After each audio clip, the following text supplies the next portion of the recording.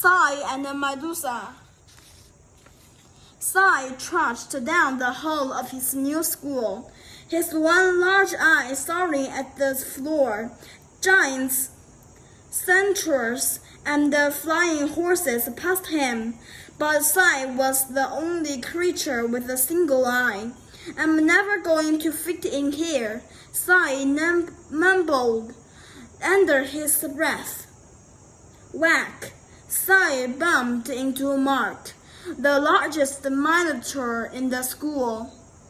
"Watch where you are going, One Eye," Mark said. "Sorry, I didn't see you," Sai said. Mark asked, as if on cue. Sai spotted Medusa heading toward them. That gave him an idea. He'd been at school long enough to know about her powers. "I actually see something really cool over there," Sai said. "What do you mean?" Mark asked as he turned to look. He peered down the hall, made eye contact with Medusa, and instead turned to stone. Then, without thinking, Sai met Medusa's yellow eyes. His skin tingled, and he looked down at his hands in dismay. To his surprise, however, he was still just Sai. Medusa turned someone to stone again," a student groaned. That dragged him to the nurse's office. A group gathered around began to haul Mark off. Medusa, humiliated,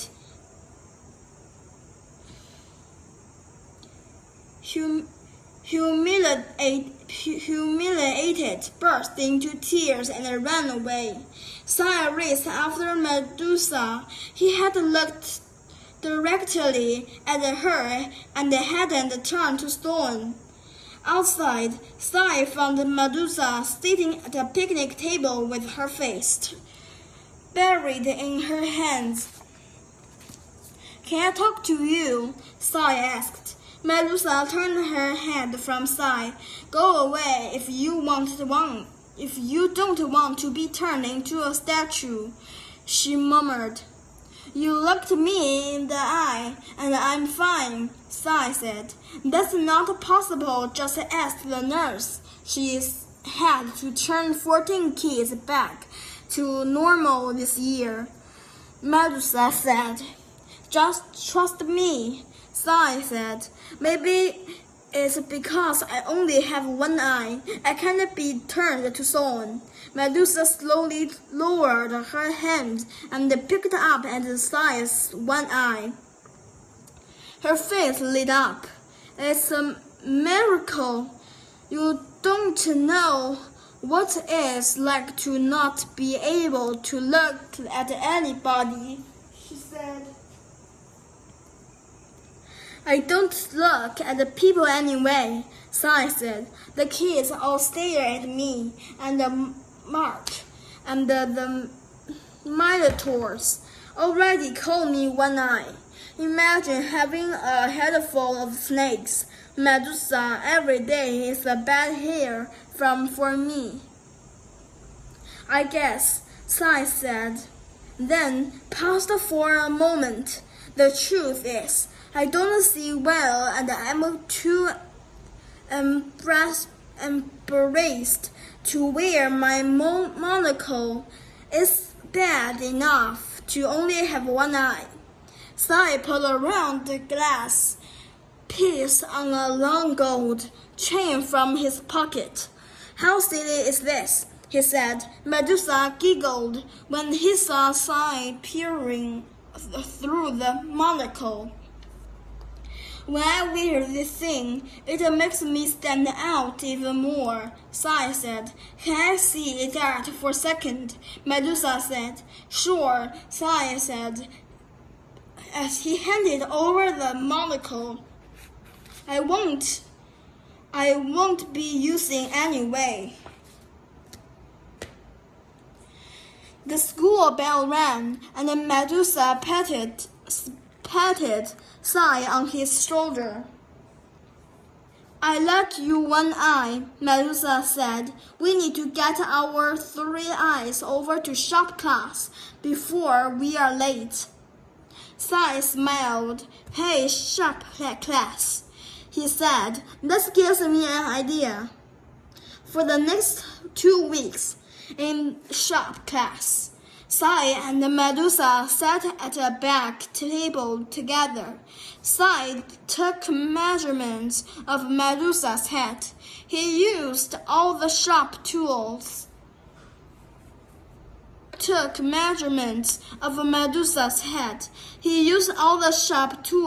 build a visor that would keep her from turning people to stone.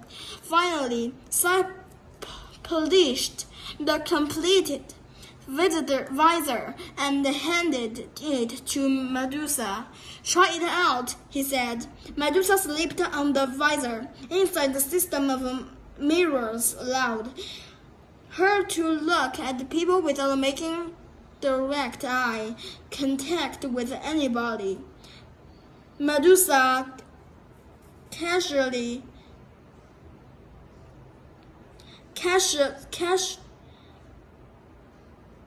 cautiously approached the table next to them. The student picked up at her, and no one turned to stone. This is amazing, Medusa yelled. He walked around the room, staring each student in the face. You did it, Sai, Medusa said with a beaming smile. She brushed back to her workstation and pulled Sai's monocle from a drawer. I hope you don't mind, but I've been working on your monocle. It's sort of like a cool goggle now. She handed Sai the goggle. Medusa had wrapped the monocle with a wire and attached it to leather strap engraved with lightning bolts. Wow, Sai said, slipping it over his head.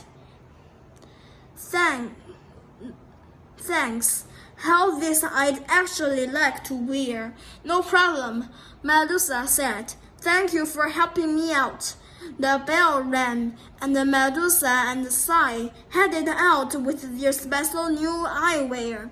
For the first time, neither of them stared at the ground.